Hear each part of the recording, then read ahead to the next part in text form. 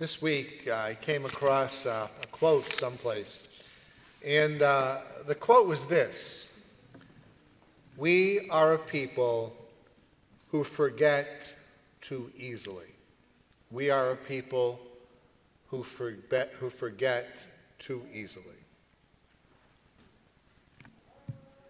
We've all done it. We've all forgotten something. Where's the car keys? Oh, there they are in the refrigerator. How many people forgot to make their bed this morning? No hands, please. I made my bed. I don't know if I told you the story one time.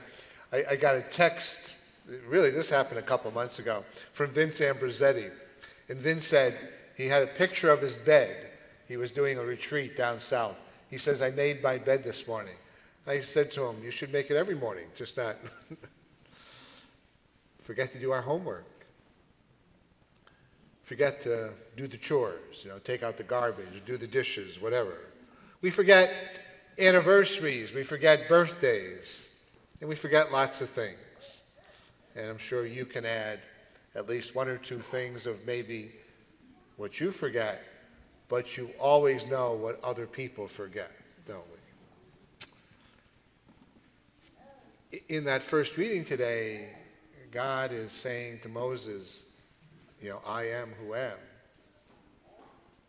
Tell the people not to forget.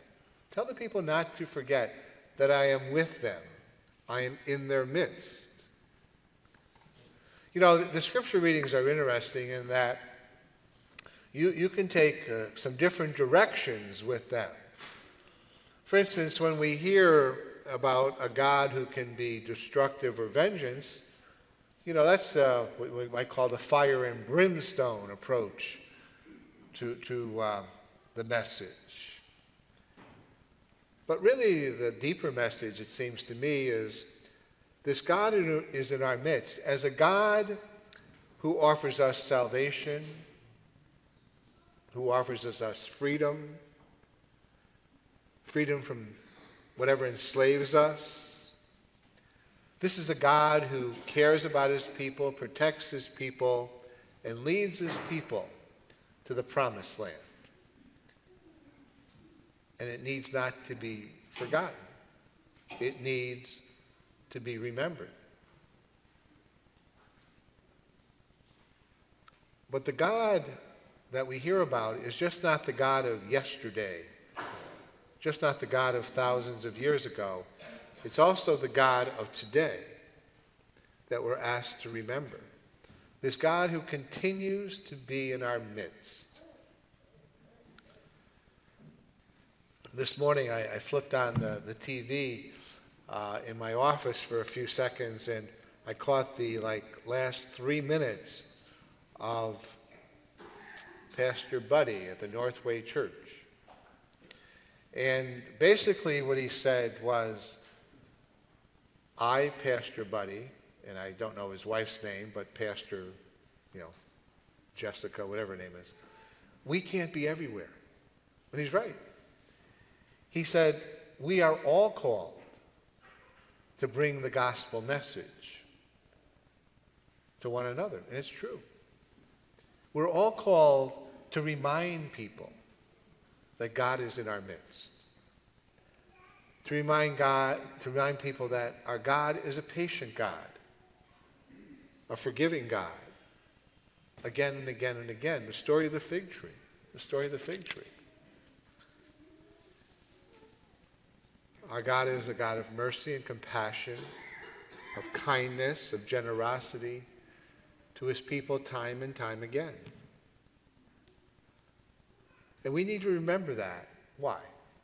Just because it's beneficial to us? Well, in a sense, yes, but more in the sense that how do we get that message out to people?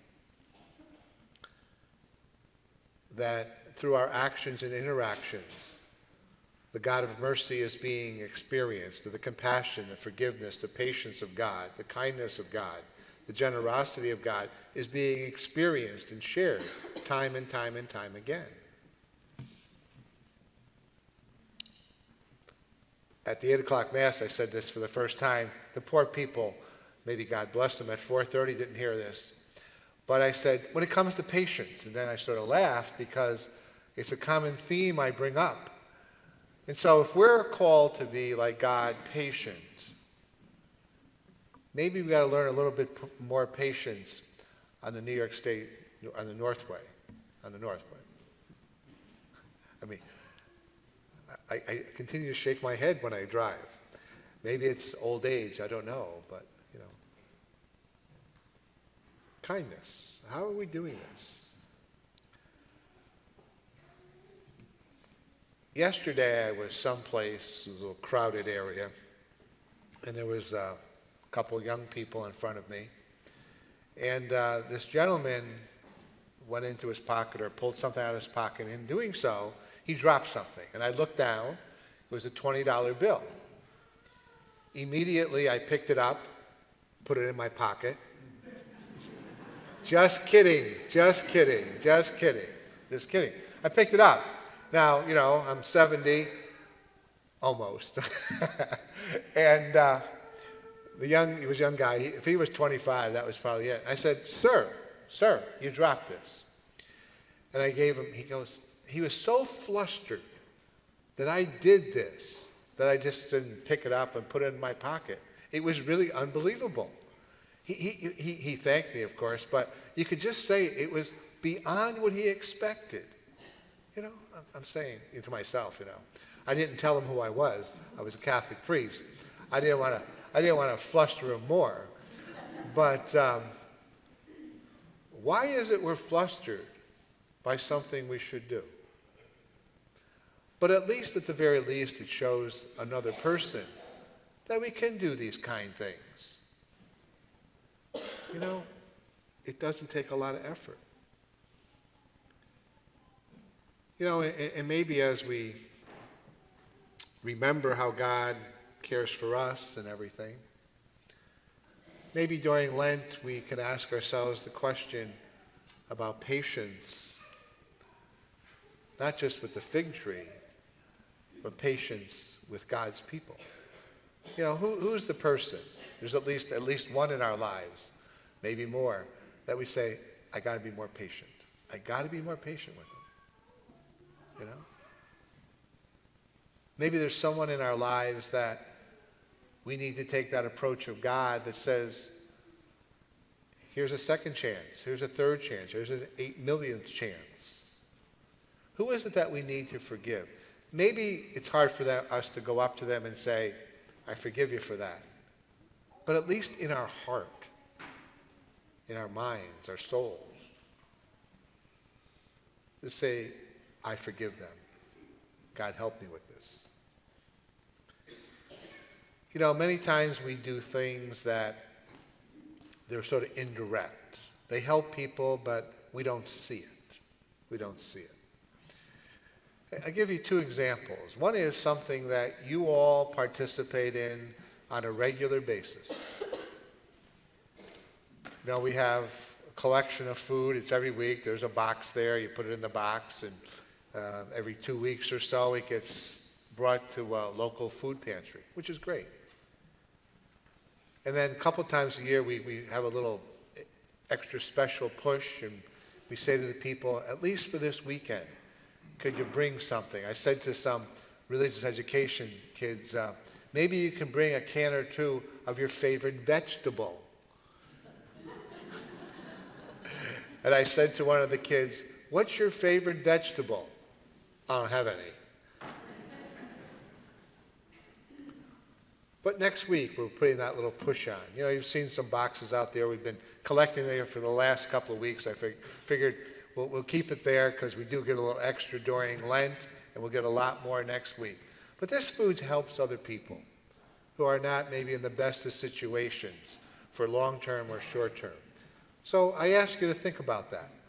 You know, make your kids aware, make your grandchildren aware that we're doing this. You know, we do that. You see kids do this. If you bring something, have the kid put the bag in the box.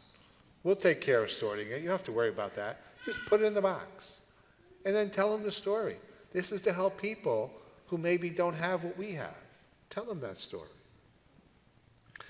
You know, I mentioned that little act of kindness on my part, giving the guy $20. That was his. And a couple of weeks ago, our confirmation candidates, they have a confirmation retreat. And part of that retreat is they go to different organizations or facilities, and they might visit some people that are in a nursing home or in, 55 or older residents, you know. There's only 5 or 6 of them that go to each place, and it's a good experience for everybody. Well, one of the places that they went about a month or so ago was sort of a residency where they make breakfast or bring breakfast, however it's done. And it came back to me, the report, that their situation with dishes was not the best. If there were like 60 residents in this facility, they didn't have enough plates to serve the food to 60 people at the same time. And I said to the people who shared this with me, I said, we can take care of that.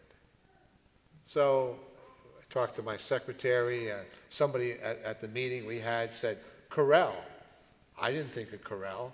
You know, I have the same dishes in the rectory that I bought 10 years ago when I became pastor. I bought 4 large plates, 4 small plates. I broke one of the small plates, but still I have enough for me, okay? Enough for me. So my secretary looked up, and we got place settings, you know, a couple of dishes, a bowl, a mug, nice fork, spoons, the whole setting for 60 people. They all match, they look nice. They all can eat together. $610.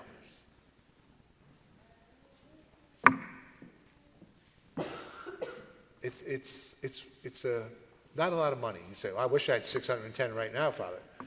But you do know that, you know, what you give on the weekend in your collection does a lot of things. It pays for bills, it pays for staff, but also pays for what I would call outreach, to help the needy and the poor, whether it be local, nationally, or internationally.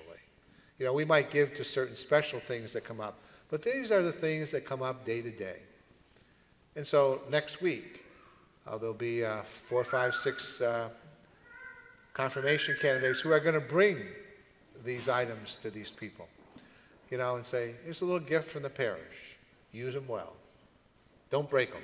No, they're Corral. They're hard to break. You know, and what is it that we can do? What is it that this keeps the name of God alive? Because I've said this before, many people hunger to know that someone cares, but they also hunger to know that God cares. And most often, many times, the caring of God happens through the everyday actions and interactions that are part of your life and the lives of other people, but also part of the life of the church. And in either situation, let us keep the name of God, the goodness of God, the care of God, the kindness of God, the love of God, making it real, making it alive every day.